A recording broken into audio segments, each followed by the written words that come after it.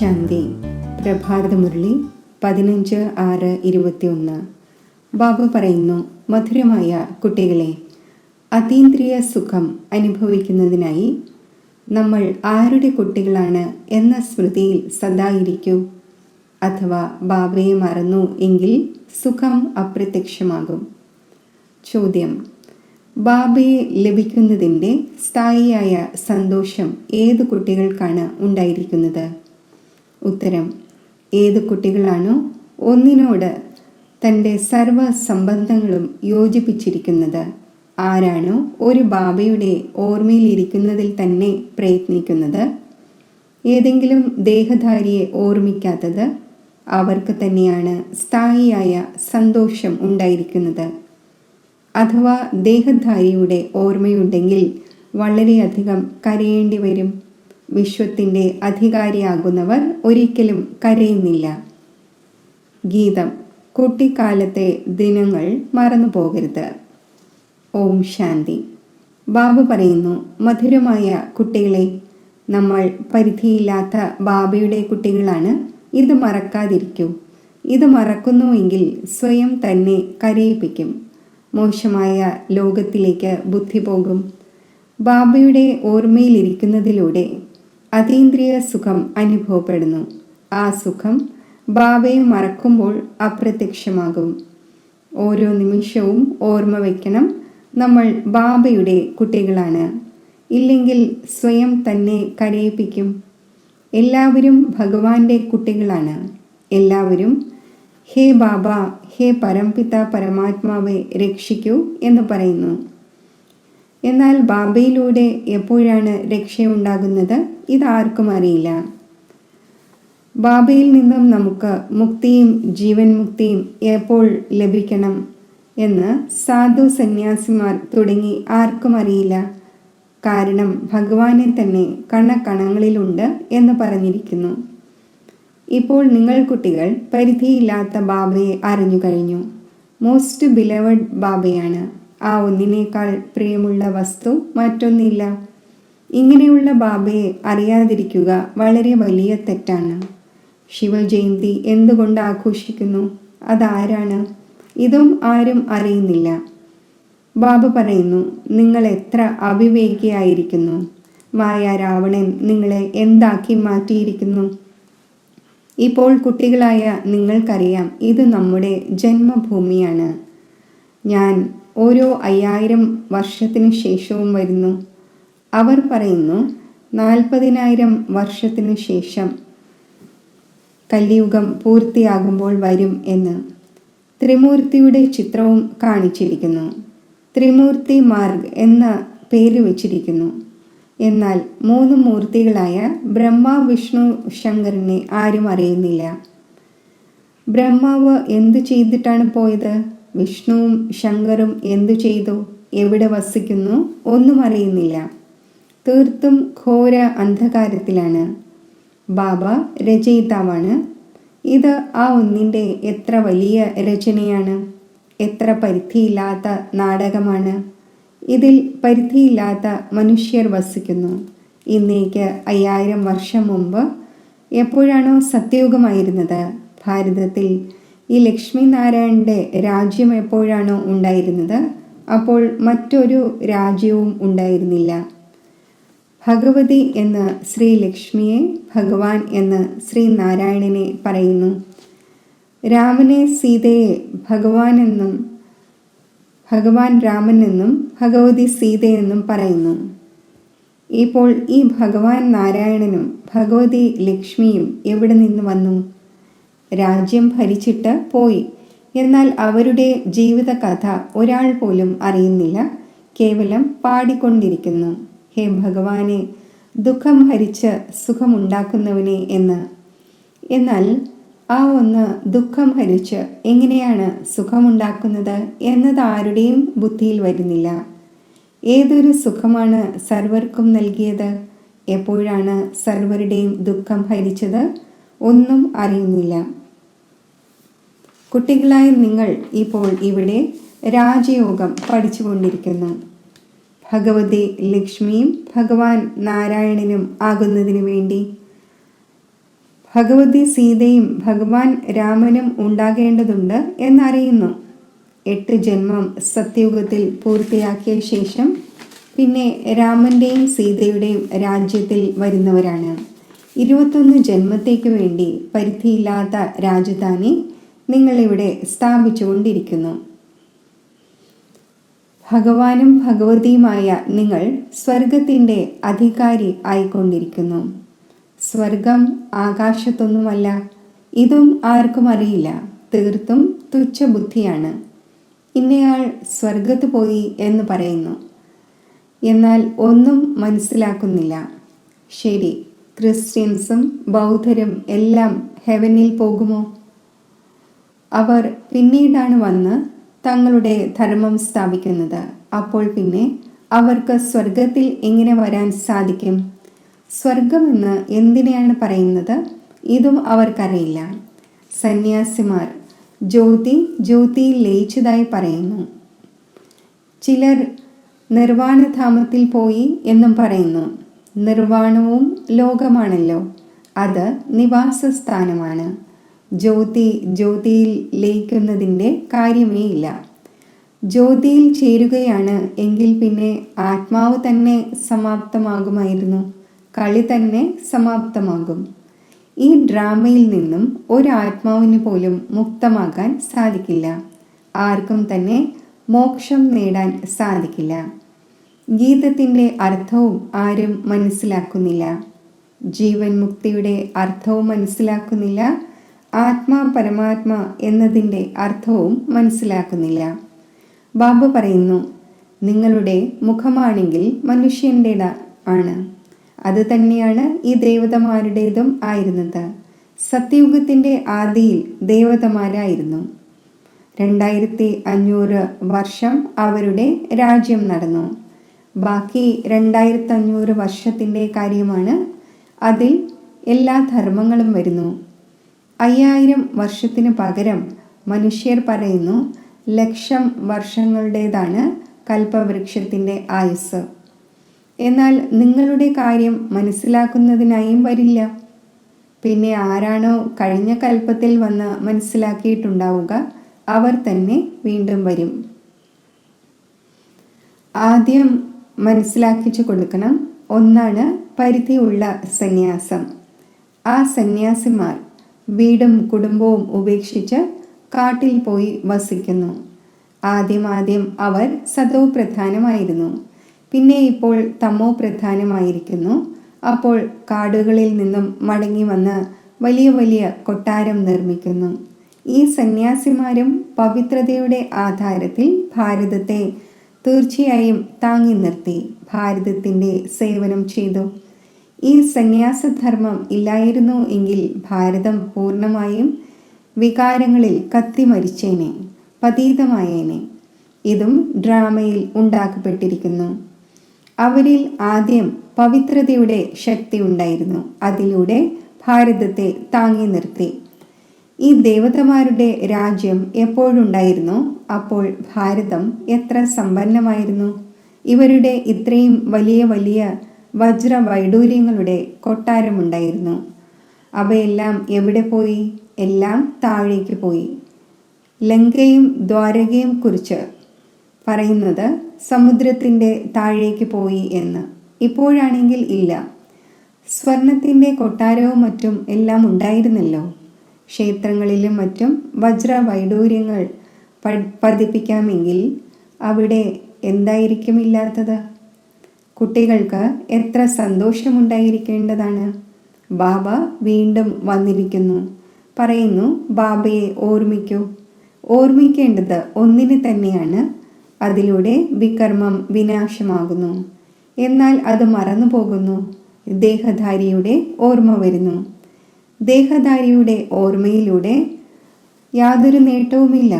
ബാബ പറയുന്നു, എന്നെ മാത്രം ഓർമ്മിക്കൂ. ഏതെങ്കിലും ദേഹധാരിയെ ഓർമ്മിക്കാതിരിക്കൂ. അമ്മ മരിച്ചാലും ഹൽവ കഴിക്കണം. ഒരു ബാബയുടെ ഓർമ്മയിലൂടെ തന്നെയാണ് സമ്പാദ്യമുള്ളത്. നമ്മൾ ശിവബാബയുടെ കുട്ടികളാണ്. ആ ഒന്നിൽ നിന്നും സമ്പത്ത് നേടേണ്ടതുണ്ട്. ഈ സമയം ബാബയെ ഓർമ്മിച്ചില്ല എങ്കിൽ പിന്നെ വളരെയധികം പശ്ചാത്തപിക്കേണ്ടി വരും, കരയേണ്ടി വരും. വിശ്വത്തിൻ്റെ അധികാരി ആകുന്നവർക്ക് കരയേണ്ട എന്താവശ്യം? നിങ്ങൾ ബാബയെ മറക്കുന്നു, അപ്പോൾ തന്നെയാണ് മായ അടിക്കുന്നത്.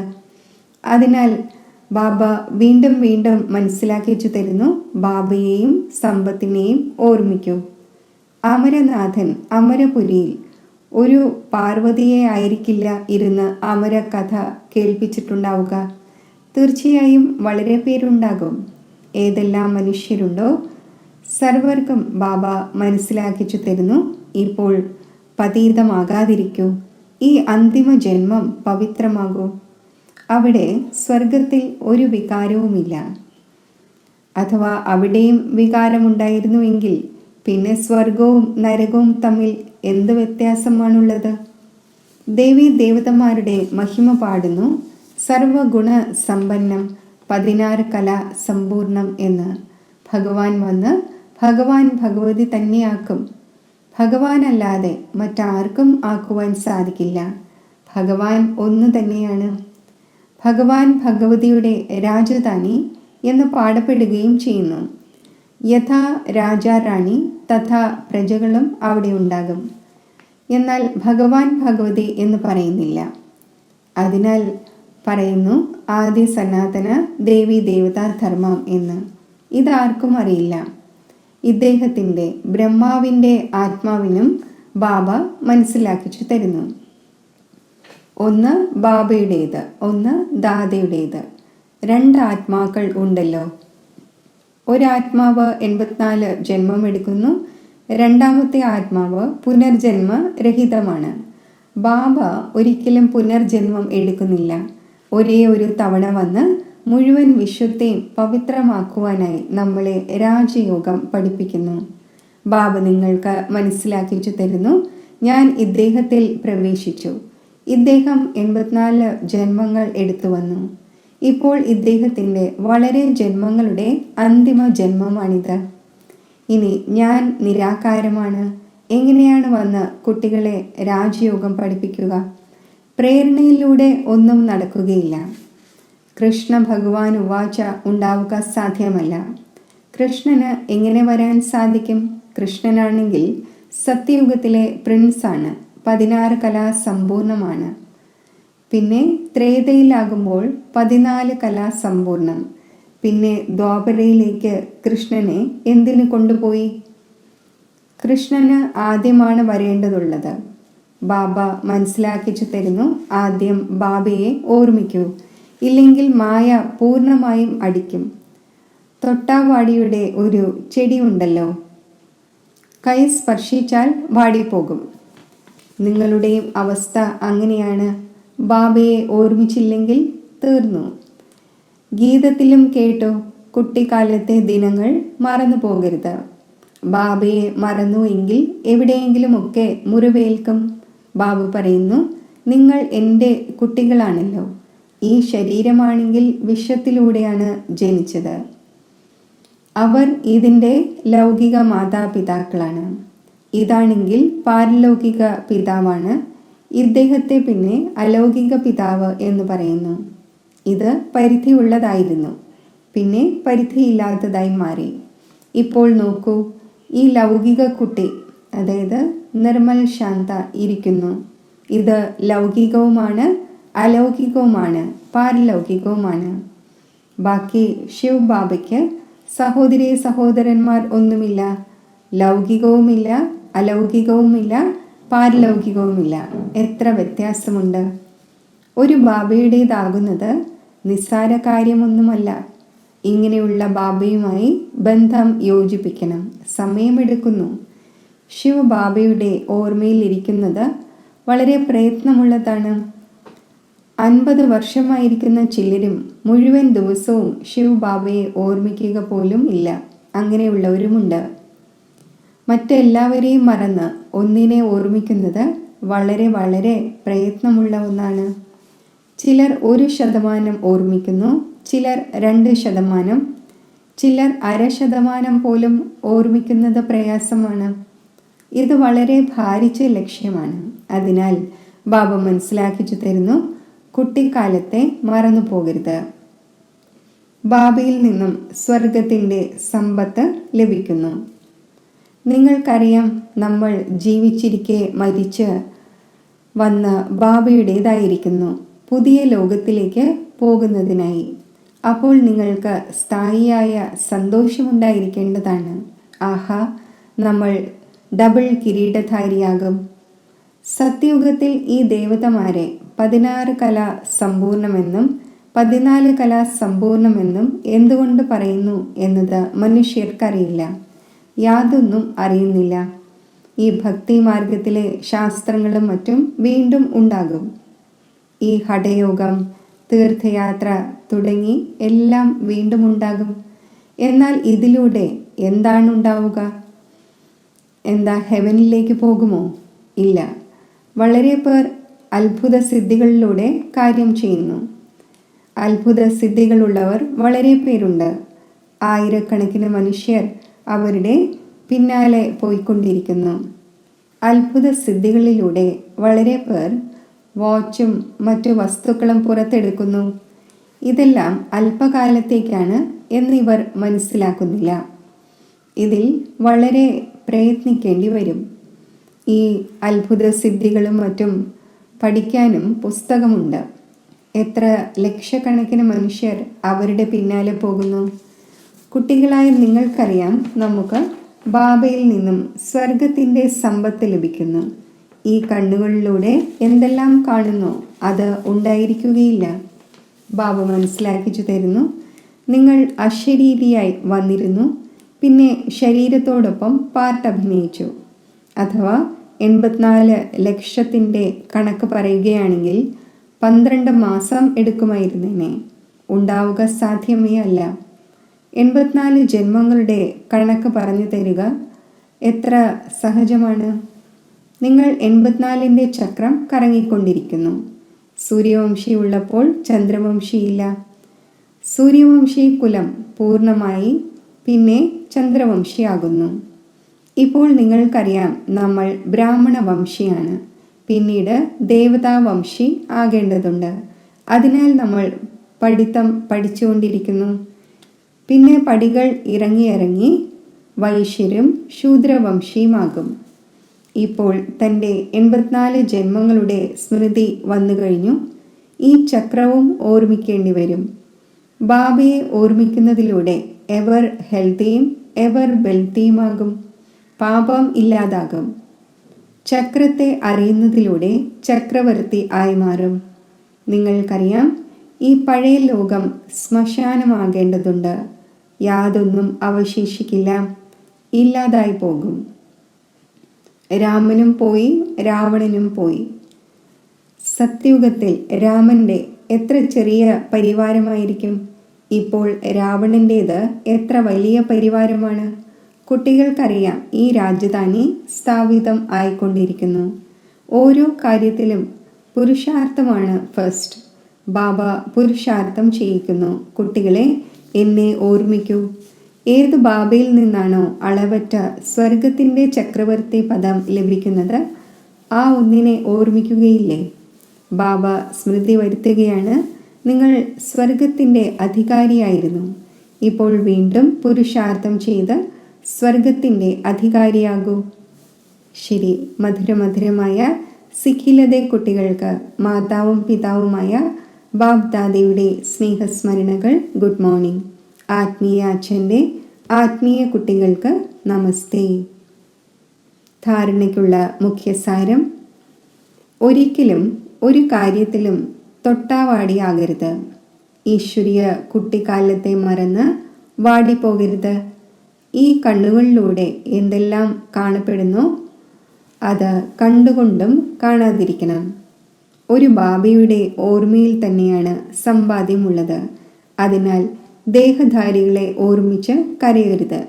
ബാബയെയും സമ്പത്തിനെയും ഓർമ്മിച്ച് വിശ്വത്തിൻ്റെ ചക്രവർത്തി പദം നേടണം. വരദാനം: നോളജിൻ്റെ ലൈറ്റിലൂടെ മൈറ്റിലൂടെ ദുർബല സംസ്കാരങ്ങളെ സമാപ്തമാക്കുന്ന ശക്തി സമ്പന്നരായി ഭവിക്കട്ടെ. നോളജിലൂടെ തൻ്റെ ദുർബല സംസ്കാരങ്ങൾ അറിയാൻ സാധിക്കുന്നു. എപ്പോഴാണോ ആ കാര്യത്തിൻ്റെ അറിവ് ലഭിക്കുന്നത്, അപ്പോൾ ആ സംസ്കാരം അല്പസമയത്തേക്ക് ഉള്ളിൽ അമർന്നു പോകുന്നു.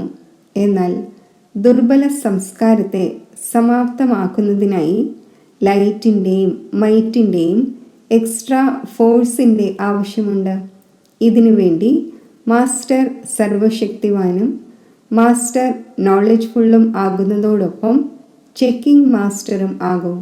നോളജിലൂടെ സ്വയം തന്നിൽ ശക്തി നിറയ്ക്കൂ, മനനശക്തി വർദ്ധിപ്പിക്കൂ. അപ്പോൾ ശക്തി സമ്പന്നമായി മാറും.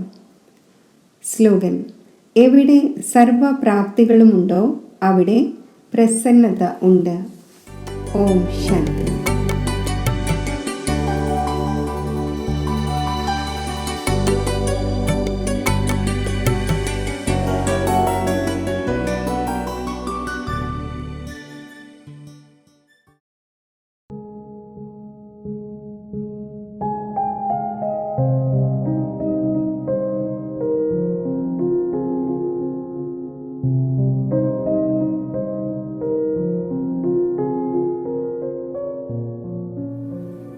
ഞാൻ ആത്മാവ് ഒരു തിളങ്ങുന്ന നക്ഷത്രമായി ഭൃഗുടിയാകുന്ന സിംഹാസനത്തിൽ സ്ഥിതി ചെയ്യുന്നു.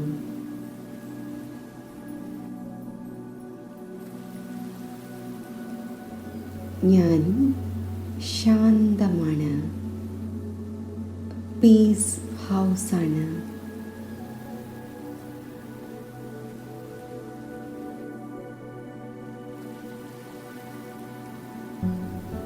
ശാന്തിയുടെ സ്വരൂപമാണ്.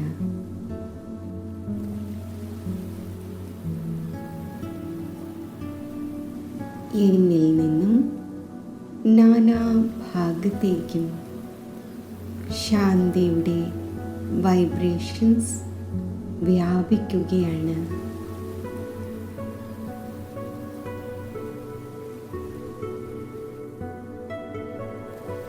പരമധാമത്തിൽ ശാന്തിയുടെ സാഗരമായ പരമജ്യോതിസായ ശിവബാബയിൽ നിന്നും ശാന്തിയുടെ അനന്ത കിരണങ്ങൾ നാനാഭാഗത്തും വ്യാപിച്ചുകൊണ്ടിരിക്കുന്നു.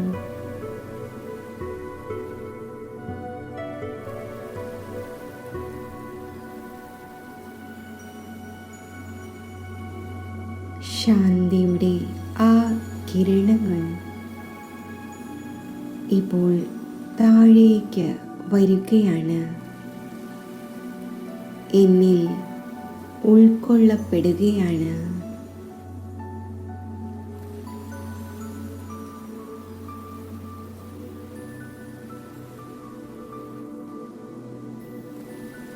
പരമാത്മാ ശാന്തി എന്നിൽ നിറഞ്ഞ് നാനാഭാഗത്തേക്കും വ്യാപിക്കുകയാണ്.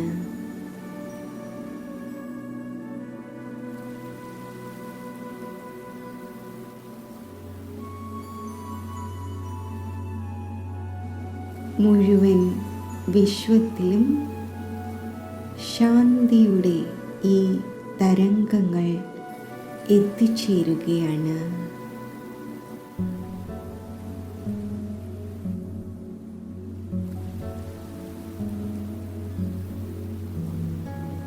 മുഴുവൻ വിശ്വത്തിലും അനേകം ആത്മാക്കൾ അനേകം കാരണങ്ങളാൽ അശാന്തിയുടെ ജ്വാലയിൽ എരിഞ്ഞുകൊണ്ടിരിക്കുന്നു. പരമാത്മാ ശാന്തിയുടെ ഈ തരംഗങ്ങൾ ശീതളമായ വൈബ്രേഷൻസ് 4 ഭാഗത്തും വ്യാപിച്ച് ആ ആത്മാക്കളുടെ ചിത്തത്തിലെ അശാന്തിയുടെ അഗ്നിയെ അണയ്ക്കുന്നു.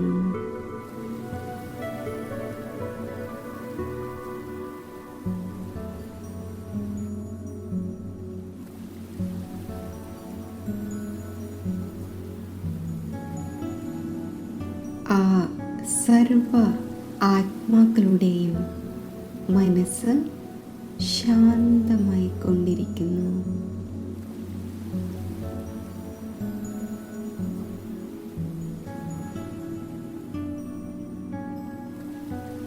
പരമാത്മാ ശാന്തി എന്നിൽ നിറഞ്ഞ് 4 ഭാഗത്തും വ്യാപിച്ചുകൊണ്ടിരിക്കുന്നു.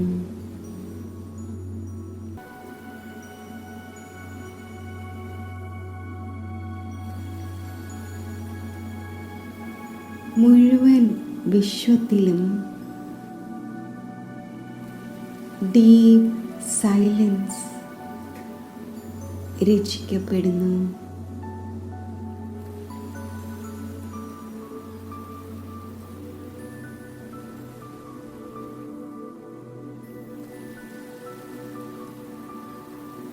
ഞാൻ ശാന്തിയുടെ ഫരിഷ്തയാണ്.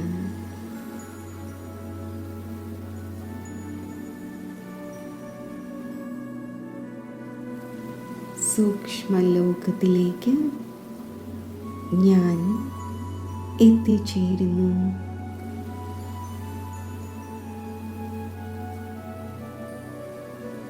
ഞാൻ ബാപ് ദാദയുടെ കൂടെയാണ്.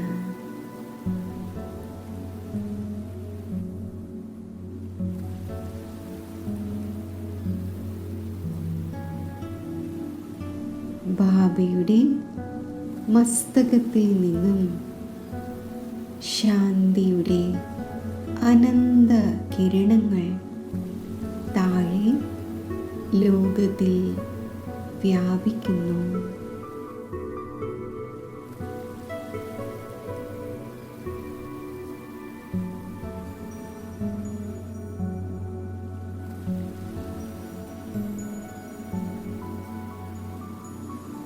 ശാന്തിയുടെ സാഗരത്തിൻ്റെ ശാന്തിയുടെ സമ്പൂർണ്ണ പ്രവാഹം വിശ്വത്തിലെ മുഴുവൻ ആത്മാക്കളിലും എത്തിച്ചേരുന്നു.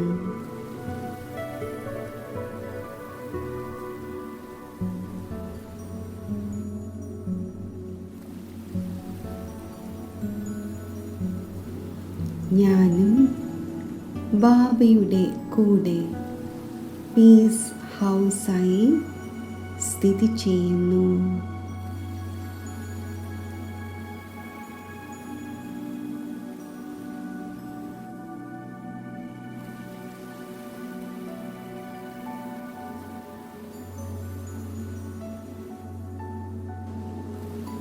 ഞാൻ ശാന്തിയുടെ ഫരിഷ്തയാണ്.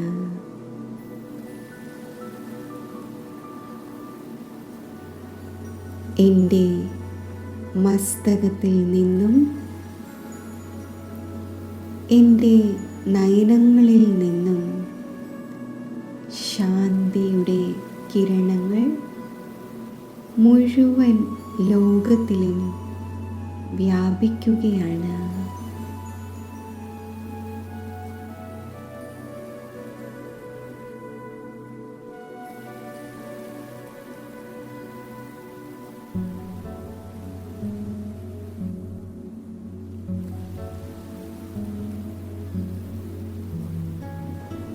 സൂക്ഷ്മ ലോകത്തിൽ നിന്നും ബാപ് ദാദയോടൊപ്പം ഞാനും ശാന്തിയുടെ വൈബ്രേഷൻസ് മുഴുവൻ വിശ്വത്തിലേക്കും വ്യാപിപ്പിക്കുന്നു.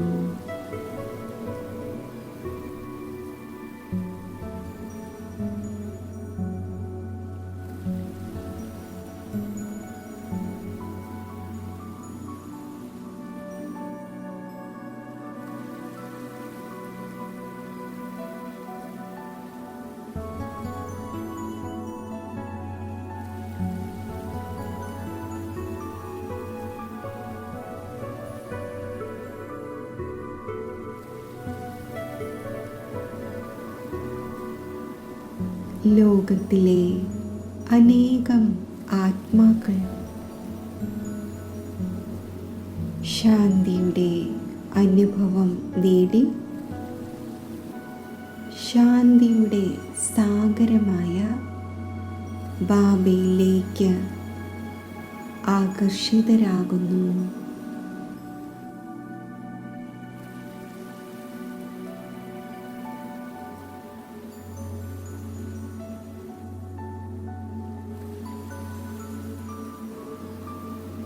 ഇപ്പോൾ ഞാൻ തിളങ്ങുന്ന മണിയായ ആത്മാവ് സൂക്ഷ്മ ദേഹത്തിൽ നിന്നും വേർപെട്ട് ശാന്തിധാമം ആകുന്ന എൻ്റെ ആത്മഗ്രഹത്തിലേക്ക് സഞ്ചരിക്കുന്നു.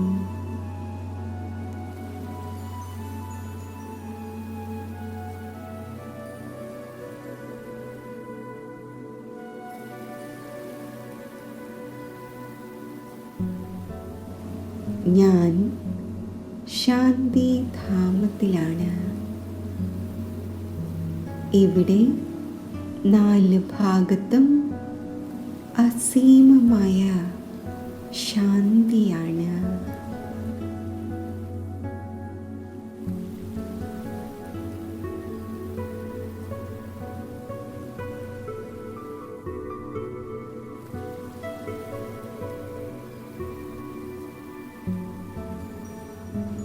എൻ്റെ ചിത്തം സമ്പൂർണ്ണ ശാന്തിയിൽ സ്ഥിതി ചെയ്യുന്നു.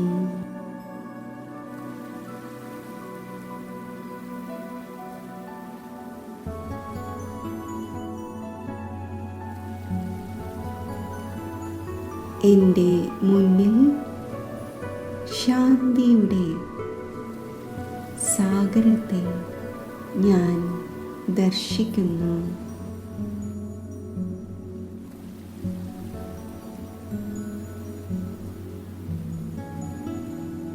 ശാന്തി സാഗരത്തിൽ നിന്നും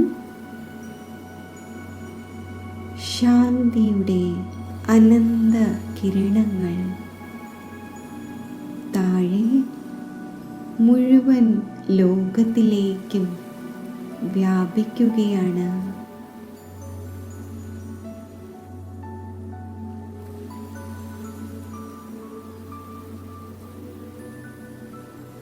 ഞാൻ ആത്മാവ് മാസ്റ്റർ ശാന്തി സാഗരമാണ്.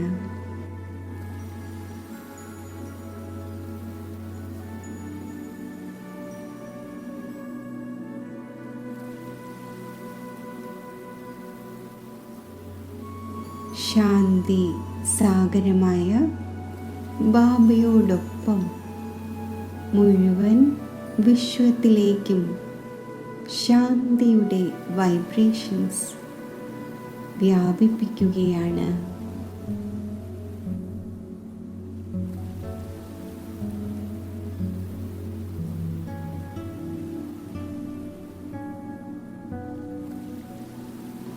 ശാന്തിയുടെ ഈ വൈബ്രേഷൻസ് സർവ ആത്മാക്കളെയും ശാന്തമാക്കിക്കൊണ്ടിരിക്കുന്നു.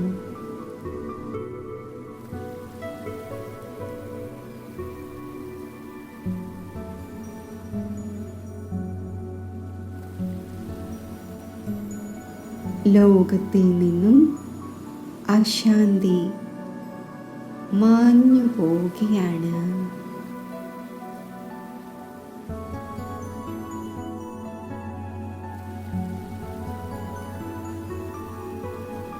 ശാന്തിയുടെ തരംഗങ്ങൾ പ്രാപ്തമാക്കി എല്ലാ ആത്മാക്കളുടെയും ചിത്തം ശാന്തമാകുന്നു.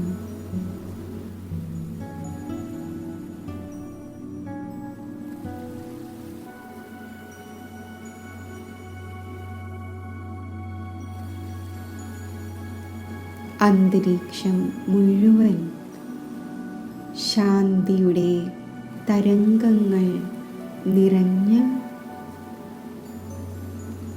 സമ്പൂർണ്ണ ശാന്തമാകുന്നു.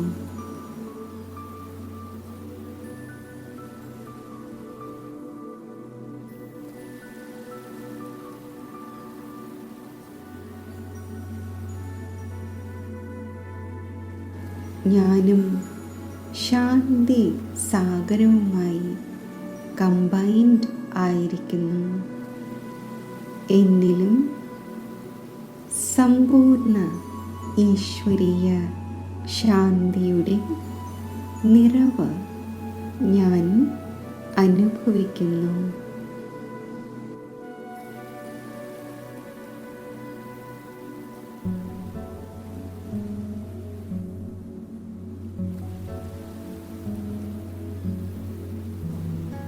പരമാത്മാ ശാന്തിയാൽ നിറഞ്ഞിരിക്കുന്ന ഞാൻ ആത്മാവ് താഴേക്ക് വരുന്നു.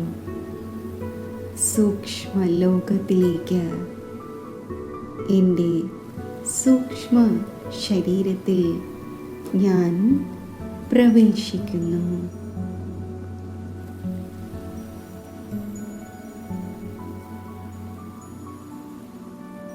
ഞാൻ ശാന്തിയുടെ ഫരിഷ്തയാണ്. എന്നിൽ നിന്നും നാനാഭാഗത്തേക്കും ശാന്തിയുടെ പ്രകാശം വ്യാപിച്ചുകൊണ്ടിരിക്കുന്നു.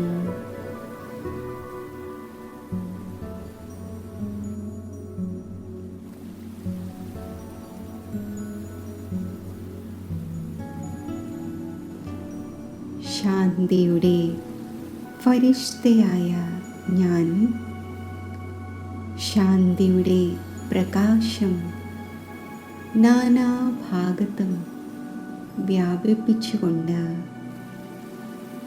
താഴേക്ക് വരുന്നു.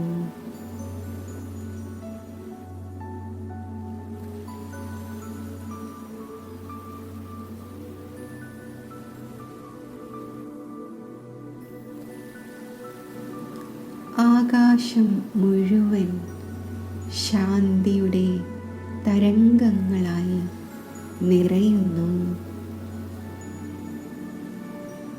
മുഴുവൻ പ്രകൃതിയും ശാന്തിയുടെ കിരണങ്ങൾ ഉൾക്കൊള്ളുകയാണ്. ഫരിഷ്തയായ ഞാൻ എൻ്റെ സ്ഥൂല ദേഹത്തിലേക്ക് പ്രവേശിക്കുന്നു.